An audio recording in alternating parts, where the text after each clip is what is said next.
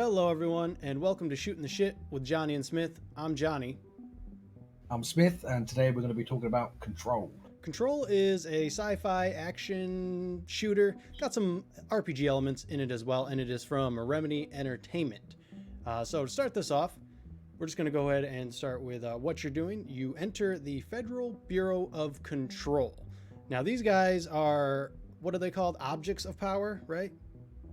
Objects of power, and there's another thing, but same kind of vibe, yeah. They kind of watch over these objects of power and basically try to control them to varying degrees of success. You play as a young woman named Jessie Faden, who arrives here kind of led by, I guess you'd say, a voice in her head. The best way to describe it. Yep, yeah, I'd agree with that without any spoilers. Yeah, it's a voice in your head. And she's also looking for her brother, but we get into that a little later. And let's just start right away by what this building actually is, because you cannot find this building without knowing where it's at. It is called the Old House, and it sort of reminded me of, you remember in Dishonored 2, that kind of like clockwork house? Yeah, I got the same thing. Yeah. Yeah, it's always changing. And listen, if you're looking for like a super serious everything like story and whatnot, this game is not for you. It definitely goes out there, but quite frankly, I like the house a lot, especially when it changed, like when you would watch it change, like you can kind of see it moving right there. There's walls that go down and new paths open up. It's it's really interesting. You also like the house from what I read in the review. It's certainly weird, but the ever-changing nature of it is also pretty fun. So was there any parts about it you didn't actually like? The house Not specifically? the house itself. Okay. No, because they've done it so it aids the story. It never becomes, you're not running around looking for a wall that's suddenly going to move so you can get through to a new area. It's not a hindrance on exploration. No. It never becomes frustrating. It's not a puzzle element to the game. It lets you know you're in a driven world. It's constantly evolving and changing as the narrative progresses. So there's no negatives to it. It looks fantastic. Graphically, they've done it really well when you clear out the control points and the whole sort of place clears out, and you go to some rooms where you go and it's got the ominous dark feel of the enemies you're encountering. And once you've cleared it out, it sort of lights up and you're like, oh, I'm back in civilization again. Yeah. So it gives those moments of respite between the sort of nitty gritty darky bits and then, oh, this is much better. Yeah, it's definitely got that horror atmosphere as well. It gets tense, but there's also there's like a place that has like trees growing in it, and it's like you get there and it's like, oh, okay, sure, this is a pretty chill spot. There's a lot of, I guess, differences in the house depending on what levels you're on, and as you said, it changes pretty much constantly. Certain paths open up and other ones stay locked for a while. Some of it can be a little annoying until you have all of your powers, which, let's go ahead and jump into that. Actually, I'm going to go ahead and assume your favorite power was the force throw, basically throw chunks of rocks at people. Yep. Okay, I agree with you on that, but let's get into the other one. So you can, in combat, pick up various objects. As you level it up, you can pick up even bigger objects. It auto aims, which, okay, it's not auto aim, it locks on, but look, you can see it like hit people up above that you really wouldn't have a shot on. I gotta know what was the biggest thing you picked up, and what was the biggest amount of kills you got with just a single toss? I think the biggest amount of kills I got was probably a 7 or 8. Okay, so you beat me. What'd you throw at him? It was just a single barrel, but I was in a room and there's sort of later in the game there's varying enemies, but particularly there's like a fungal group. Yeah. And they could be stealthy and you might not see them there. And I got to a certain point in a dead end room and they just lined up at the door for me. So it wasn't a very skillful shot. It was just a straight bloody line and they all went down like bowling pins, but it felt great. My best one was probably like 4 or 5, but what I really liked was like I pulled it towards me, and as it was coming towards me, it knocked out like 3 dudes just on the way through to me, and then I threw it back at him, and it was just a great big old hit. Let's talk about a couple of the other powers, because you're going to see a lot of the force throw in here, because I use it. If I have energy, I'm pretty much using it, because it's the gun plays fine. In fact, the hip fire in this game is amazing. I don't know if you used any hip fire, but it's accurate as hell, which I like. But I use the force push, or whatever it's actually called, pretty much whenever I can. And this is the type of thing you get from the objects of power that we were talking about earlier. So this is what the Federal Bureau of Control is kind of watching over. So humanity isn't just using all these to, kill each other and whatnot. So what else is there? There's a shield, which makes sense. I actually didn't use that one too much. Did you? Yeah, there's a couple of bits where I wouldn't have got through the game without it. Some real hairy bits. You don't have to use any of them. No. And you can use all of them. It's quite Yeah. nice. But yeah, I did use the shield quite a lot. I think this is kind of one of those Dark Souls situations where if you're a shield user, you'll probably use the shield. And the shield is basically what you see here. A bunch of rocks just go around you and they can block damage. And it works fine. I got it so late, I feel like, that I just forgot to use it because I ended up getting the air dash, or just the dash in general, which is a great evade. And that's kind of what I am in a Dark Souls. I would generally go roll over shield just because the circle is instinctively dash. In fact, when you start off without the circle dash, there was a point where I was like, am I not going to get a dash? Like, I was getting a little upset because this game, it can be hard. You can get overwhelmed very easily if you're not paying attention. I don't want to say how many times I probably died like 15 times. And I haven't beat it, just so we're clear. Smith has beat it. I haven't. Any idea how many times you died? No. I think in the first hour alone, Yeah. because I got in there and after the first hour, I was like, am I going to be able to do this? Is this something I've got to finish it to review it, right? Can I finish? I got my ass handed to me so much in the first hour or two.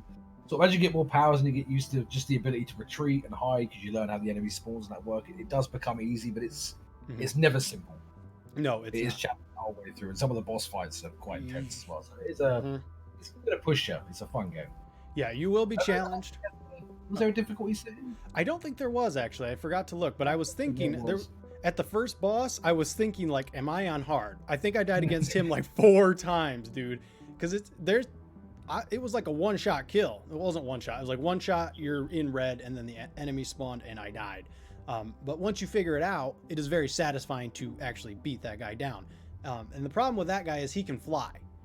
Or float, I guess it would be. And you cannot at that point. Eventually, you do get the power to float as well. And that opens up more exploration, which is something I kind of want to move into next. Is exploration in this game very, very, very rewarding. It might just be material to upgrade your gun, or there's these like I forget the name of the specific material. You probably know which one I'm talking about, though. The one that like upgrades your gun so you can hold another mod slot.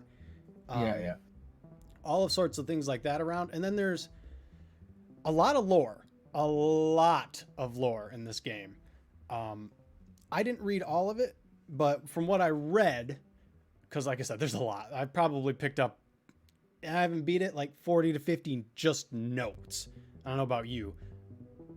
I read more than I've ever read in one of these games. Usually, I just see them as it's just the devs being lazy. They could have put it into some form of more immersive narrative rather than just writing. But I read all of the ones on the objects of power. Okay. Because the whole story and setting of this is fascinating to me. This is the kind of stuff I would sit and watch for days. Yeah. So I read all of them. They're all really intricate. They're well designed, well read, well thought out. And the way they connect some of the objects of power to real life events, that's what really gripped me. Yeah, actually, that's the one you put in the review. I didn't actually see it. I hadn't found that one yet. But when it's about 10 seconds from where you're standing in the video. Oh, maybe I did and I just didn't read it, because like I said, I didn't read all of them. So it's sort of, it ties in one of these objects of power, which are basically mysterious objects that are just regular things you could find around the house, or a car or a horse or anything, and they influence the world with these other dimensional powers that do different things, and they tie it into a sonic attack, air quotes, on the US Embassy, which happened in real life. Yeah. Big conspiracy theories around it. It's all a course. bunch of bollocks, but when you tie it into this kind of game, it sort of just brings those questions in. You're like, oh wow, that works. It does. And I think that's real credit to them for being creative enough to tie them into the real events. It just adds a depth to it that's really exciting for me. Yeah. Remedy games have always been kind of out there. Alan Wake. I did not play Quantum Break, but that one did also seem. That one kind of seemed almost like, I don't want to say like a shoe-in, but it seemed like, they were kind of, hey, this TV show's coming in, so would you guys make this game? And they're like, all right, sure, that. But this one specifically feels like they just turn the valves up on creativity and craziness, quite frankly, and we're like, let's just go for it. Like, why not? And I haven't beat it yet. I'm definitely going back to it. I think I have clearance level 5. I want to say there's 7. Does that sound right? Oh, by the way, there's 6 a or Little Rock 7. from something else we played. Yeah, I have 5, so I'm only a couple away, and I do have most of the powers, so I'm gonna finish it for sure. There was a point where I got to, and it seemed like maybe I wouldn't be able to go back. I don't know. Is there a point of no return without spoiling it? Okay, good, great. Let's talk about the sidearm real quick. This is a gun that changes forms, as I'm sure you've seen in the video by now. There's a shotgun, a SMG type one. I didn't really use the SMG one. A piercer, which is a charge attack, and then your normal revolver. Oh, there's also an exploding one. I have not tried that yet. Did you try all of them, or did you just kind of stick to ones that you enjoyed? I tried. If I had to nitpick, that the gun was one of my more disappointing aspects. I didn't feel. I never felt connected to the weapon because it always just looks like a pistol for the most part. You know, even when it changes form, it's still just you just run around shooting the same thing. So I stuck to the pistol for probably 90% of it and switched to the shotgun when stuff got hairy. Yeah, I was first pistol and then shotgun as well. I tried the others, like I said, but the shotgun is actually extremely powerful. It's called Shatter in this. And let's go ahead and get into the modding system. Actually, we can go over the whole spectrum of that. In Control, you can mod your gun, you can mod yourself, and you can mod. No, you can't mod your powers, but the mods that you put on yourself can improve your powers. So each gun starts off with 1 mod slot, and these are, let's Shatter, the shotgun, for instance. The one I have on it increases the amount of projectiles it shoots, and that's just one of, you can have less ammo used. Higher burst for the SMG, more damage, things like that, because the way the gun works, you see that bar at the top there, you don't have ammo. Once the bar goes out, it recharges, and that definitely threw me off to begin with, not gonna lie. A lot of times I switched between guns, because that's what Square does, you switch from dude, instead of reloading, you're like, I've now got a different gun I wasn't ready for. What's going? I did that from start to finish. Yep. Every time. Because it's something you have to unlearn, which is really hard to do, because literally every game, I'm just going to go ahead and say I played the Call of Duty Alpha whatever over the weekend, and I had an LMG with 75 bullets. I shot like 5 of it. You better believe I pressed square to reload that thing immediately after I was done. It's just instinctive. So mods.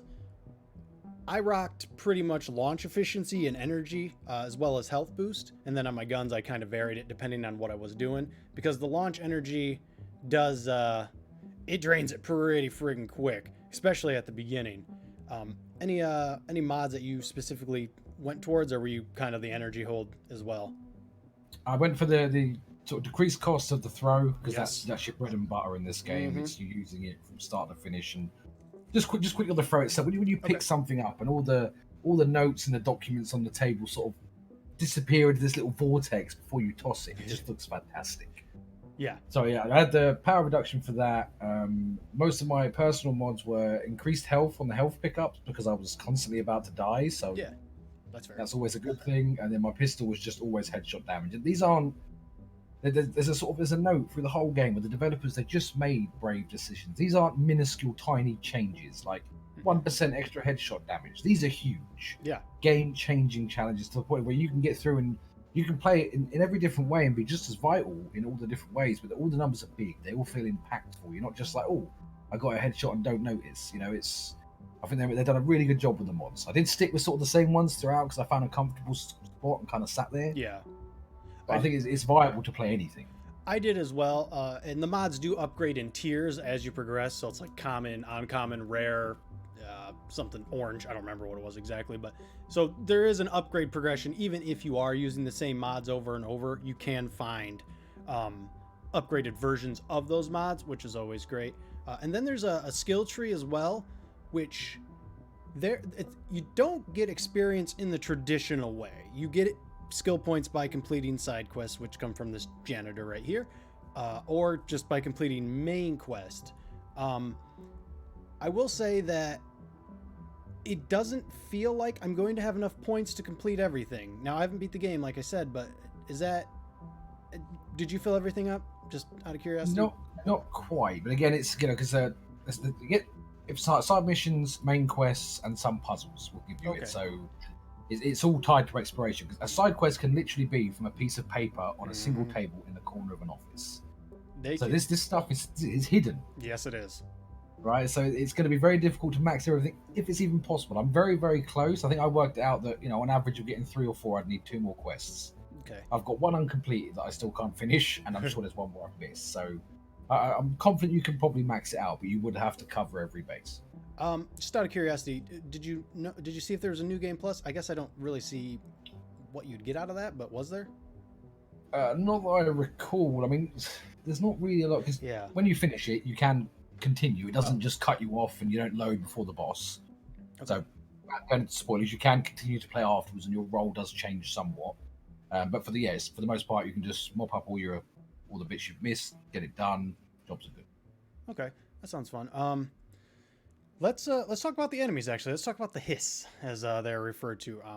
I don't remember if they referred to something else before Jesse got there, but I guess we probably should have started with this. When Jesse comes to the Federal Bureau of Control, she becomes the new director. She's the one who inherits the director's weapon, and then she's the one who basically says, she calls them the hiss, and from there, the pecking order starts calling them the hiss as well.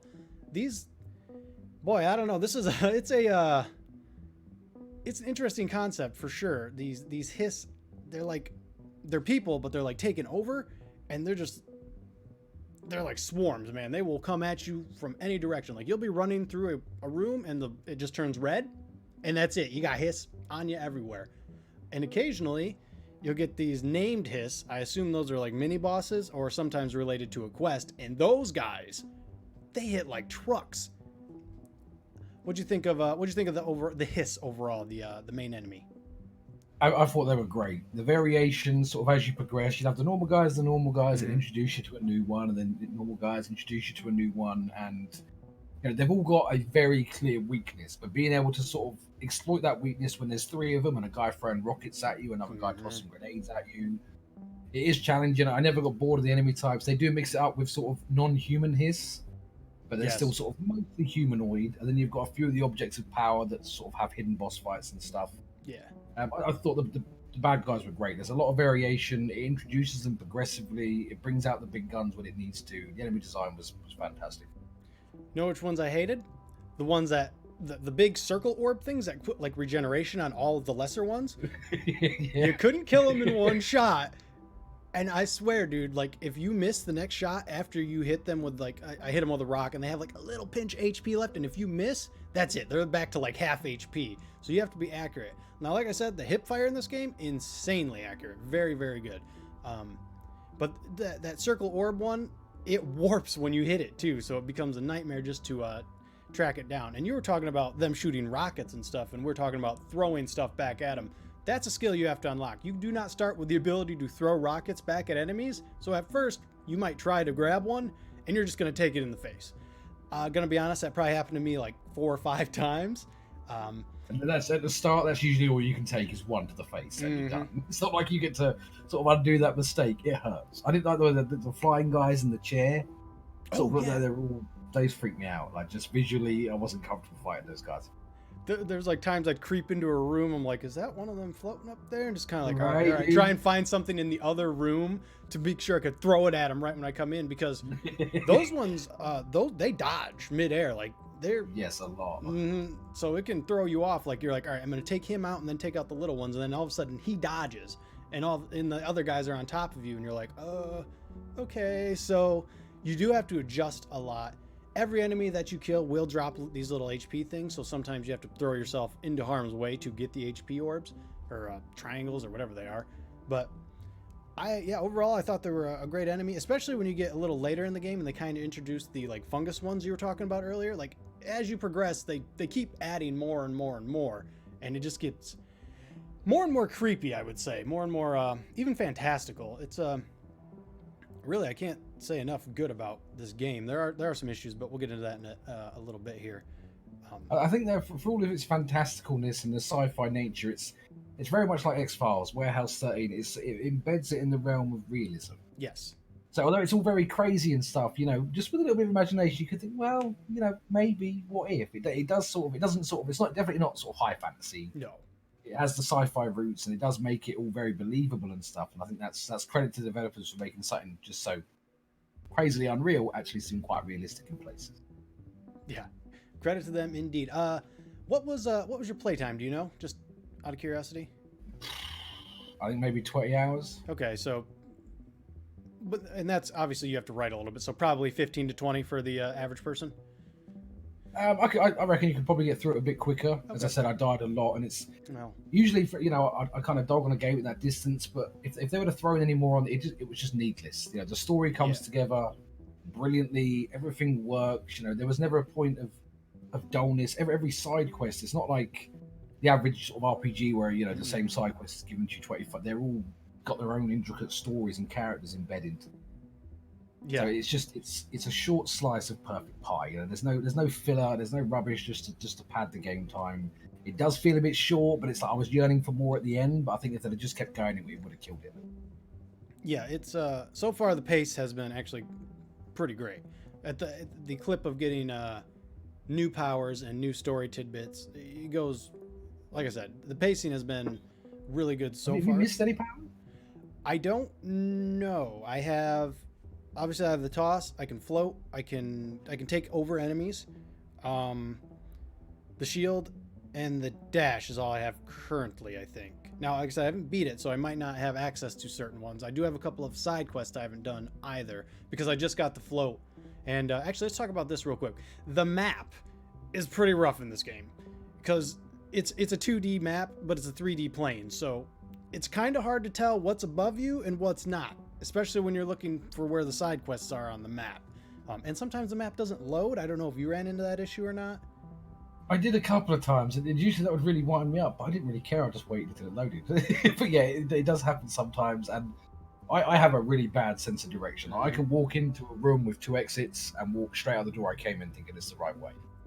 Yeah. And there are parts of this game where the map is very poor. The quest I'm on right now, the reason I can't finish it is because I can't figure out how to get to the room it's in. Yep. And I spent 2, 3, 4 hours running around this whole bloody game trying to find it. So the map does have issues. I think the average person will be alright. My sense of direction is bloody.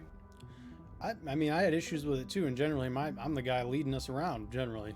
And I think the issue I was having is that you cannot access certain parts until you fly, and the game's or not you float, and the game doesn't really let you know. So you might run into a place and be like, oh, there's the hole way up there. So it's like, yeah, like the pump quest. I got that one. I swear I got it like only 5 hours in. I didn't complete it until like 12 hours in. So it's just, you get stuff a little too early maybe, but once you get all the powers, and as long as you can actually, I don't know, I don't want to say read a map, but it's... So I think a little while, say a year ago, Mhm. I would have really disliked that. But there was that, what was that Metroidvania game we covered a little while ago? The Bloodstain or Bloodstained, something? yeah. Right, I'm not a Metroid guy, not a fan. Absolutely love that game, and I see it's all over this. It's got that part where right at the start, you've no idea. There's a little vent up there you can get into. You've got no idea. You can never take.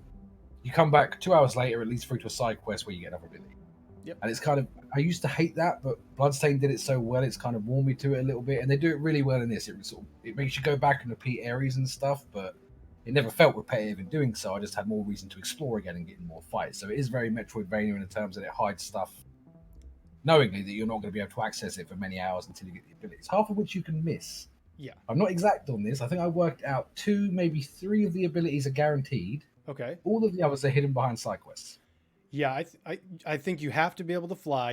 You have to be able to force throw, and then the dash, was that required? Yeah, maybe one more. Now that's again, it goes to the bravery of the developers. Yeah. A lot of people now they don't want to hide content for the fear that all the players are going to miss it. But by doing that, the exploration is always dumbed down. Yes. When I find something in a little document on a piece of paper, and then I do this intricate side quest of all this really cool shit. I don't want to spoil any of them because they're all great. And then I get an ability for it. It's like, oh god damn, that felt good. It felt rewarding and satisfying. Like you don't get that in a lot of games nowadays. They're so scared of you missing the content, So I think they've done it worked for me. I loved it. One thing I would have liked on the map is Resident Evil 2 kind of spoiled me on this. Like, the maps will show locked doors. You need clearance level to get into certain doors.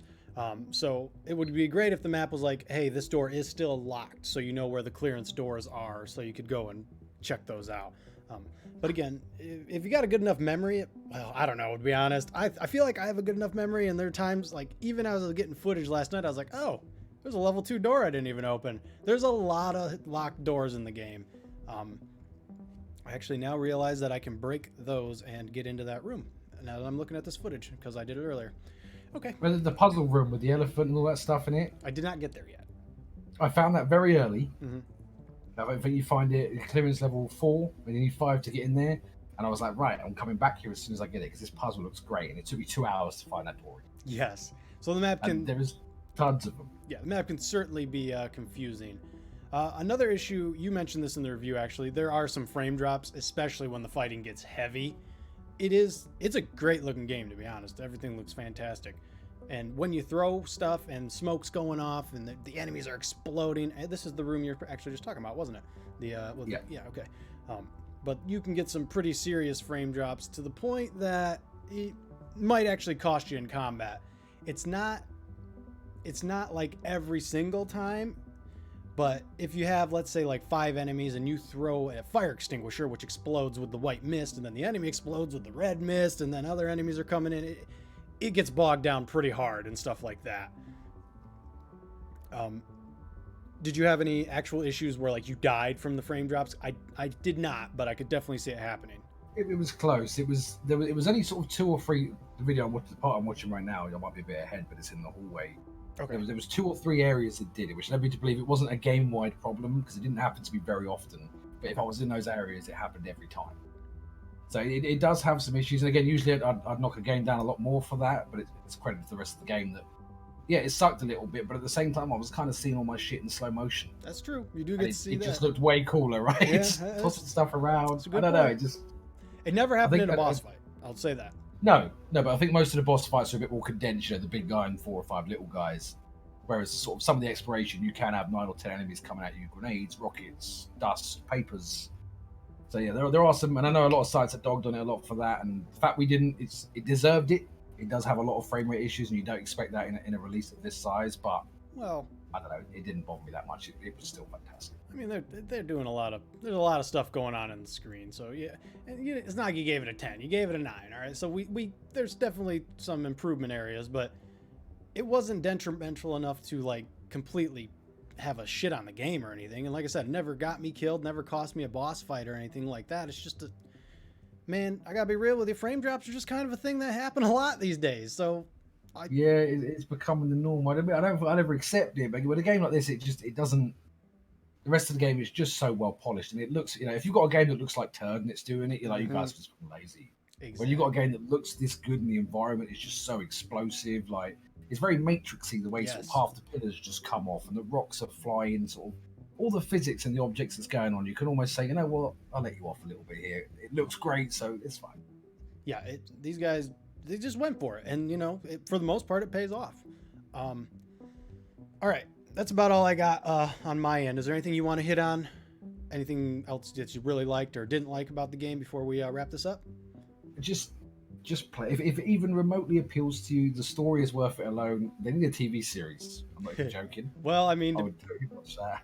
They did that with Quantum Break. Now I don't know if the game the game was designed and then the show was after that, but or was Quantum Break a show? I don't know. The point is there was live action cutscenes and it did not pay off for them. So I don't think they're going to be going down that road again. Just quickly, what did you think of the puzzles? Because I'm not a puzzle guy. What did you think of the puzzle? They're definitely at first they were a little confusing. I'll give them that. But once I figured out what I was doing, especially with that yellow card one where you had to kind of like